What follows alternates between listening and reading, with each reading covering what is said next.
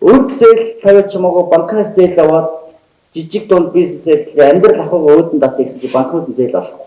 Өнөөдөр банкнууд зээл олохгүй байгаа тэр банкны буруу биш юм.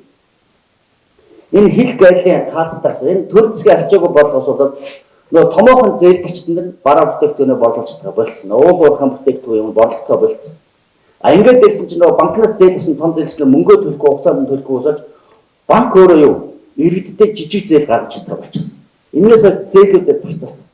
Ингээд Монгол улсын судалсаагуудыг цусна буюу мөнгө нөөрөгүүд арилжааны банкуд нөөсдөө юу хүндрэлд орчих.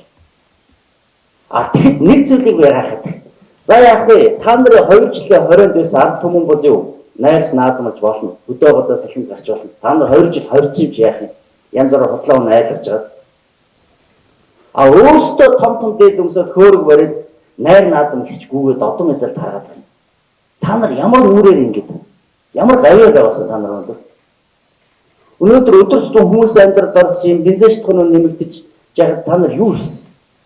Сая Оросын гадаад тэргээс лаврагууд нөхөр ажилласан. Тэр лаврагын ажлаас амар их хөдөлжсэн. Юу шийдсэн? Юу шийдэв? Ганц шийдсэн юм хэлээд өгнө. Энэ оныг дуустал А92 бензин шатхууныг хэвээр нь байлгаач гэх асуудлыг ирсэн.